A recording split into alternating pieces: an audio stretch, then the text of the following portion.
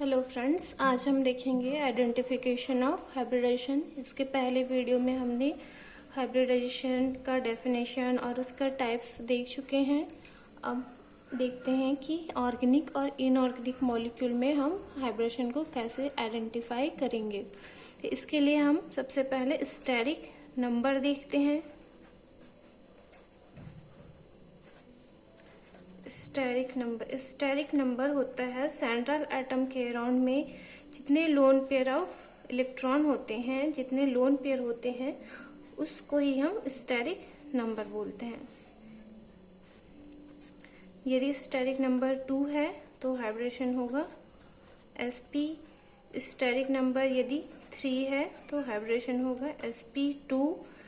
4 है तो hybridisation sp3 या फिर d3s या फिर dsp2 होता है।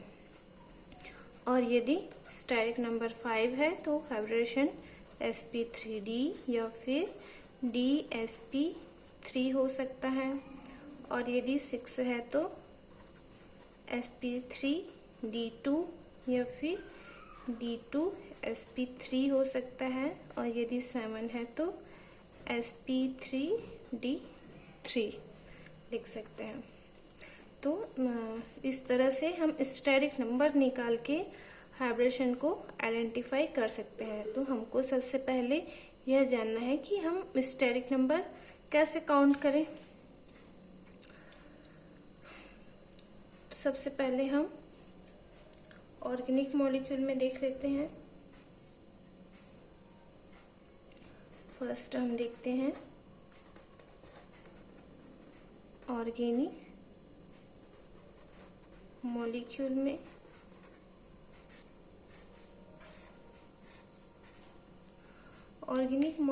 में स्टेरिक नंबर को काउंट करने के लिए steric number is equal to हम लिख सकते हैं total number of sigma bond total number of sigma bond plus localised lone pair.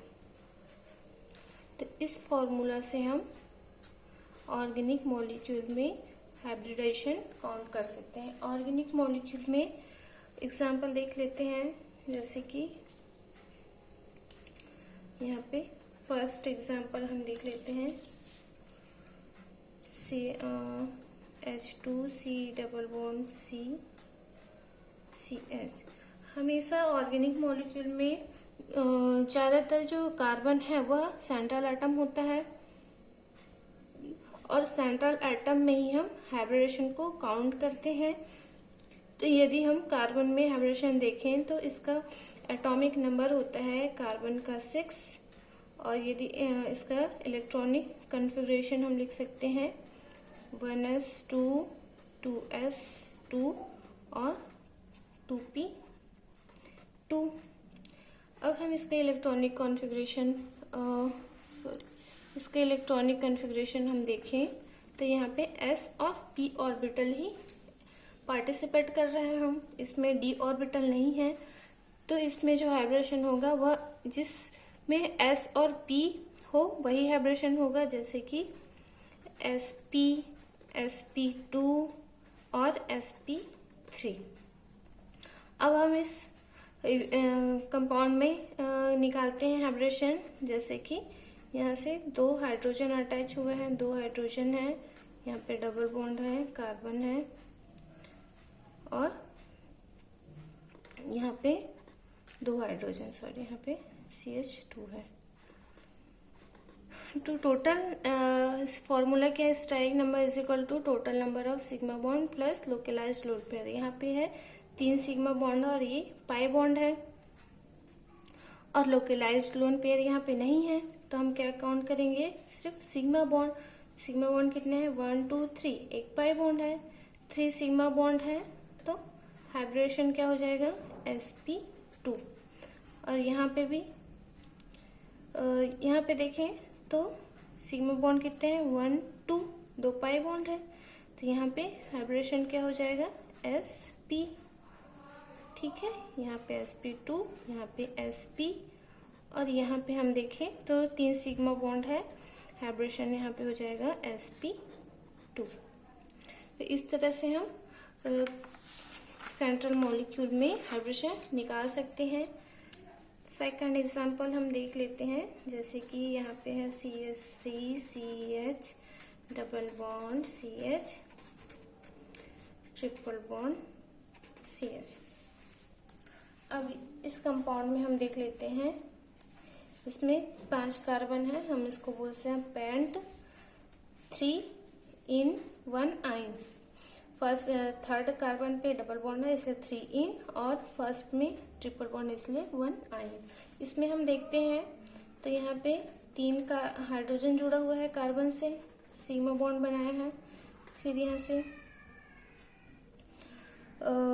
एक हाइड्रोजन अटैच है, डबल बॉन्ड है, फिर एक हाइड्रोजन है, सिंगल बॉन्ड, फिर यहाँ से कार्बन ट्रिपल बॉन्ड बना के कार्बन हाइड्रोजन से अटैच है। अब इस कार्बन में हम देखें तो हाइब्रिडेशन क्या होगा, कितने सिग्मा बॉन्ड है, 1 2 3 4, हाइब्रिडेशन हो जाएगा sp3। यहाँ पे है 1 2 1 2 3 3 है, तो हाइब्रिडेशन क्या हो जाएगा sp2। और यहाँ पे है 1 2 3, इसलिए हाइब्रिडेशन यहाँ पे भी sp2। यहाँ पे है सिग्मा 1 2 3, ठीक है, सिग्मा बॉन्ड यहाँ पे है 1 2 सॉरी 2 पाई बॉन्ड है, एक सिग्मा बॉन्ड है ना, तो 2 सिग्मा बॉन्ड है, 2 सिग्मा बॉन्ड है, तो ये sp हो जाएगा। यहाँ पे भी 2 सिग्मा बॉन्ड है, एक हाइड्रोजन से अटैच है और एक ये वाला 2 पाई बॉन्ड है यहाँ पे, तो यहाँ पे भी sp हाइब्रिडेशन हो जाएगा। तो इस तरह से हम हाइब्रिडेशन निकाल सकते हैं ऑर्गेनिक मॉलिक्यूल में। अब कुछ रिंग कंपाउंड में हम देख लेते हैं हाइब्रिडेशन कैसे निकालेंगे, जैसे कि फ्यूरेन। फ्यूरेन में हम देखते हैं, फ्यूरेन में इस तरह होता है इसका स्ट्रक्चर, जिसमें ऑक्सीजन के पास वैलेंस सेल में 6 इलेक्ट्रॉन होते हैं, 2 इलेक्ट्रॉन से वो बॉन्ड बना लेता है, 4 इलेक्ट्रॉन यहाँ पे होते हैं, जिसमें से 2 इलेक्ट्रॉन जो है वह लोकलाइज्ड होते हैं और 2 इलेक्ट्रॉन अनलोकलाइज्ड होते हैं। अब यहाँ पे जो अंदर के साइड जो इलेक्ट्रॉन है वह पाई बॉन्ड के साथ कंजुगेशन में है, तो यह क्या होगा, अनलोकलाइज्ड होगा, अनलोकलाइज्ड होगा। और ये जो सिग्मा बॉन्ड लोन पेयर है वह बाहर है, ये तो हम इसे लोकलाइज्ड कहेंगे, लोकलाइज्ड लोन पेयर। इसी तरह से यदि हम थायोफिन में देखें तो थायोफिन में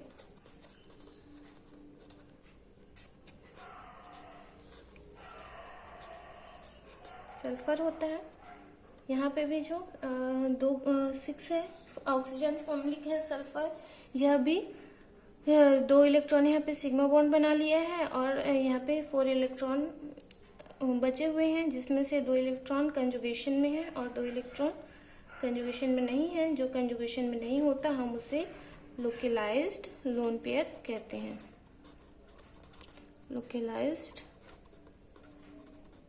लोन पेयर। अब यहाँ पे हम काउंट करें हाइब्रिडेशन, तो कौन सा हाइब्रिडेशन होगा, 2 सिग्मा बॉन्ड और एक लोकलाइज्ड लोन पेयर, कितना हुआ 3 हुआ, तो हाइब्रिडेशन क्या होगा, यहाँ पे sp2। यहाँ पे भी हाइब्रिडेशन क्या होगा, 1 लोकलाइज्ड है, 2 सिग्मा बॉन्ड है, इसलिए हाइब्रिडाइजेशन sp2 होगा। अब इनऑर्गेनिक मॉलिक्यूल में हम देख लेते हैं, इन ऑर्गेनिक मॉलिक्यूल में इनऑर्गेनिक मॉलिक्यूल में हम देखें तो इसके लिए हम स्टेरिक नंबर लिख सकते हैं, steric number is equal to लिख सकते हैं number of valence shell electron of central atom plus number of univalent atom, फिर प्लस माइनस जो चार्ज है उसे हम ऐड कर देंगे चार्ज। ठीक है, तो इस तरह से हम हाइब्रिडेशन यहाँ पे निकाल सकते हैं। ठीक है, इस फॉर्मूला से हम इनऑर्गेनिक मॉलिक्यूल में हाइब्रिडेशन निकाल सकते हैं। सबसे पहले देख लेते हैं valence shell electron central atom में। तो पीरियोडिक टेबल में हम देखें beryllium, boron, carbon, nitrogen, oxygen, fluorine, neon में जो वैलेंस सेल होता है, तो जितने भी बेरिलियम फैमिली के जितने भी एलिमेंट है सभी का वैलेंस सेल होगा 2। बोरॉन के सभी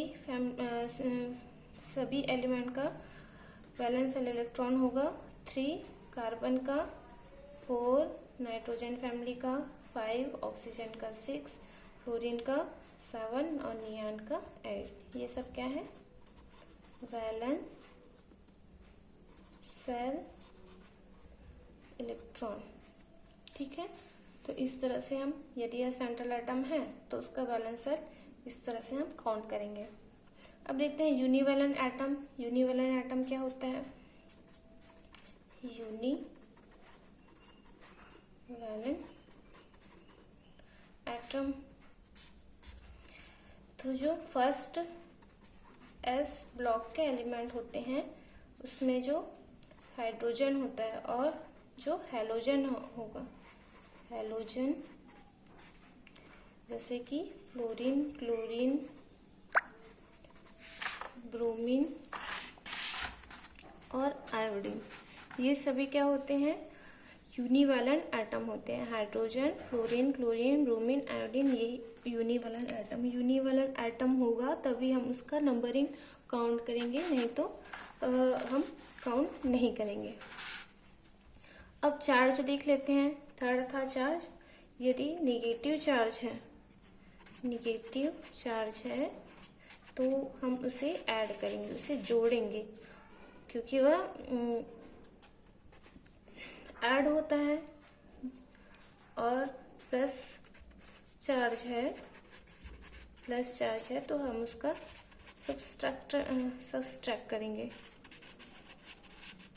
क्योंकि जो प्लस है वह इलेक्ट्रॉन की कमी को बताता है और माइनस चार्ज है वह इलेक्ट्रॉन के होने को बताता है। सेंट्रल एटम को हम लिख सकते हैं, सेंट्रल एटम किसको बोलेंगे? जो लेस नंबर हो या फिर हाई एटॉमिक नंबर हो, लेस इन नंबर हो या फिर हाई एटॉमिक नंबर हो। ठीक है, तो इस तरह से हम काउंट करेंगे। अब कुछ एग्जाम्पल देख लेते हैं। जैसे कि फर्स्ट एग्जाम्पल हम लेते हैं BF3। फर्स्ट है BF3, इसमें हम काउंट करेंगे। तो यहाँ पे बोरॉन जो है वह इसमें लेस नंबर है और high atomic less in number है, इसलिए सबसे पहले हम देखेंगे लेस इन नंबर, उसके बाद हम हाई एटॉमिक नंबर देख सकते हैं। लेकिन यह जो है इसका नंबरिंग सबसे ज़्यादा है, कार्बन फ्लोरीन का इसका नंबरिंग कम है, इसलिए बोरॉन जो है वो सेंट्रल एटम होगा।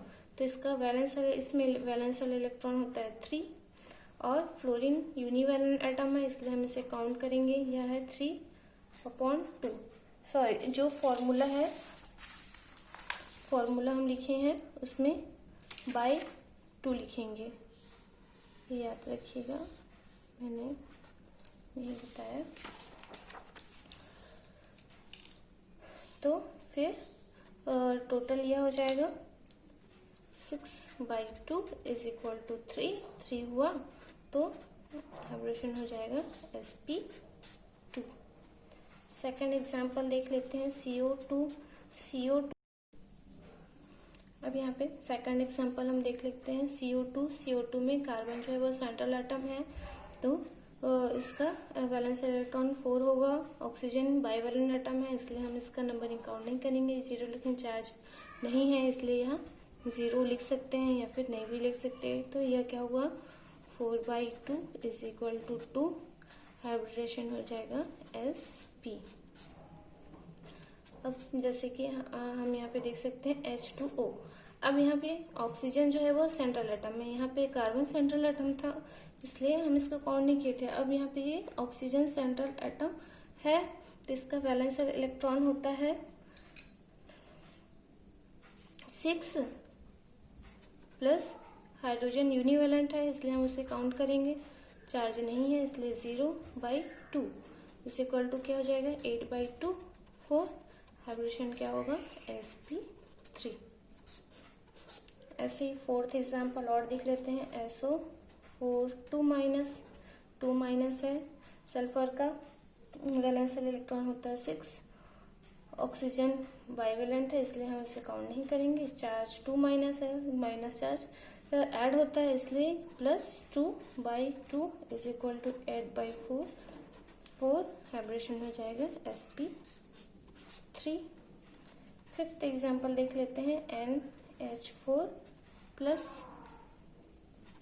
इसमें नाइट्रोजन के वैलेंस शेल में होता है 5 इलेक्ट्रॉन, 4 हाइड्रोजन है इसलिए 4 प्लस चार्ज है इसलिए क्या हो जाएगा -1/2, प्लस जो है वो सबट्रैक्ट होता है उसे हम घटाते हैं इसलिए -2 हो जाएगा, ये -1 हो जाएगा, ये क्या हो गया फिर -1, यहाँ 3 हुआ, 5 + 3 8/2 इज इक्वल टू 4, हाइब्रिडेशन हो गया sp3।